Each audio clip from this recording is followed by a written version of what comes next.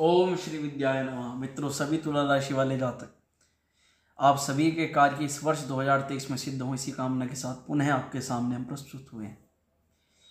आज की वीडियो बेहद महत्वपूर्ण है आपके लिए, क्योंकि शनि महाराज जो अस्त हो चुके हैं वह क्या कराने वाले हैं आपकी राशि के लिए, आपके लगन के लिए, तुला राशि वालों के लिए।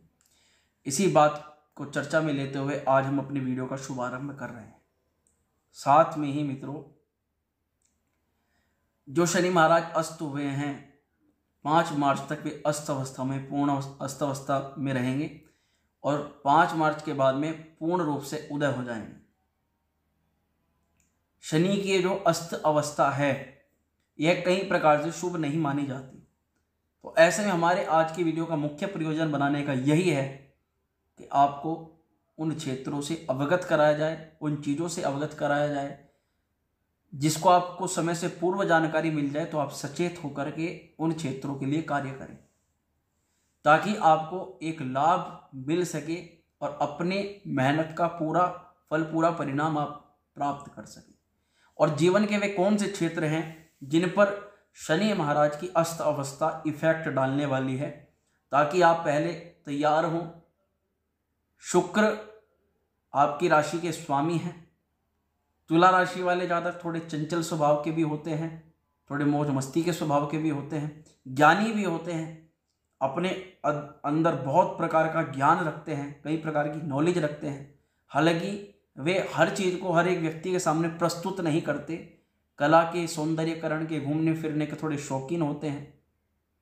प्रेम संबंधों में जहाँ पे वे दिल लगाते हैं तो वहाँ पे अपना सामने वाला व्यक्ति अगर कहने की प्रेम से उसकी जान भी मांग ले तो जान भी दे देते हैं। इस प्रकार का स्वभाव तुला राशि वाले जातकों का होता है। अब तुला राशि वाले जातक आप सभी की राशि के लिए एक अत्यंत महत्वपूर्ण ग्रह जो कि आपके लिए बेहद राजयोग कारक है, शनि महाराज, वे अस्त हो गए हैं। ऐसे में उनकी अस्त अवस्था से आपके जीवन के कुछ क्षेत्र हैं, कुछ पड़ाव हैं जहाँ पर वे थोड़ा सा निगेटिव प्रभाव डाल सकते हैं।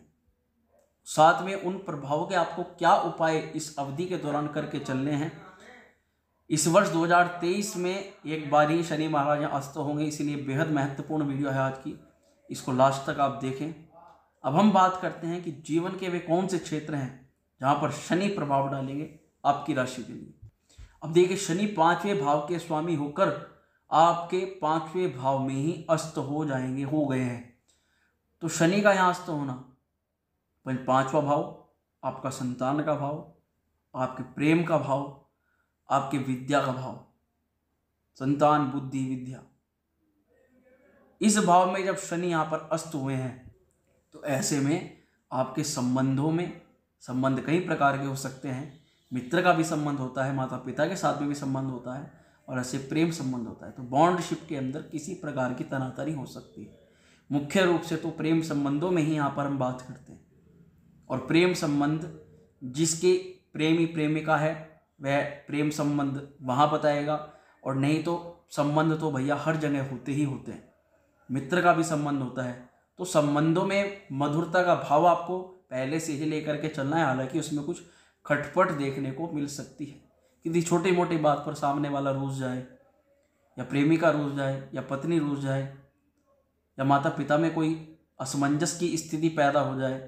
तो ये स्थिति यहाँ शनि महाराज जरूर कभी कभी दिखा देते हैं, क्योंकि अस्त अवस्था में अपना पूरा फल नहीं दे पा रहे हैं।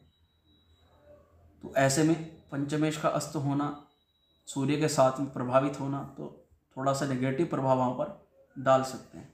इसके अलावा मित्रों, यदि आपकी संतान है और आप संतान के लिए कुछ प्लानिंग कर रहे हैं तो उसमें से हल्की सी आपको कुछ नेगेटिविटी देखने को मिल सकती है फिलहाल की अवधि में, ये परमानेंट के लिए नहीं है। यदि आप पिता हैं या माता हैं और संतान भाव से थोड़ी सी परेशान है, संतान आपके है, तो उसमें संतान के साथ में किसी प्रकार की कलह, मनमुटाव पैदा हो सकता है। उसमें संबंधों में थोड़ी सी खटपट दिखाई देती है। ये आपको देख करके चलना है और समझदारी के साथ आपको हर एक पहलू पर ध्यान दे करके चलना है। अब यदि आपका कोई लोन चल रहा है या आप किसी भी प्रकार के उधार में हैं तो अपनी किस्तों पर मुख्य ध्यान दें भैया। इस अवधि में किस्तों को डिले न करें, किस्त मत रोकें, चाहे वह किस्त देनी हो चाहे कहीं से आनी हो। किस्तों में कोई भी किसी प्रकार की रुकावट न होने दें, वही आपके लिए सबसे बेहतर होगी, नहीं तो उसमें आप किसी समस्या की स्थिति में पड़ सकते हैं। अपने रोग, अपने रिपू, अपने ऋण, इन सभी चीज़ों में आप पहले से तैयार रहें। कोई शारीरिक व्याधि है, किसी भी प्रकार का आपको शारीरिक कष्ट हो रहा है तो उसे हल्के में लेकर के नहीं चलना है। कहीं से पैसा आना है, उसके लिए आप पहले से तैयार रहें। काम से जुड़ी हुई किसी भी डील पर आलकस न बरतें।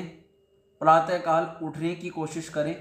सुबह के समय ये महसूस होता होगा, बेड छोड़ते हुए कठिनाई सी महसूस होती होगी, एक नींद का भाव रहता होगा कि थोड़ा सा और सो जाएं, थोड़ा सा और आराम कर लें, परंतु उसको जितना हो सके आपको छोड़ के चलना है और अपने काम, जो भी आपका व्यवसाय है, उसमें आपको जल्दी से, आपको लेट नहीं करनी है। यदि स्टार्टिंग में आप लेट करेंगे तो आपको दिक्कत होगी। आपको जल्दी अपने काम पर कार्य कर देना है और रात्रि में यानी कि शाम में जल्दी आपको काम समाप्त करके अपने घर आ जाना है। यदि आप इन चीज़ों को थोड़ा सा ध्यान में दे करके चलेंगे तो शनि की अस्त अवस्था में भी आपको पूर्ण फल मिलेगा।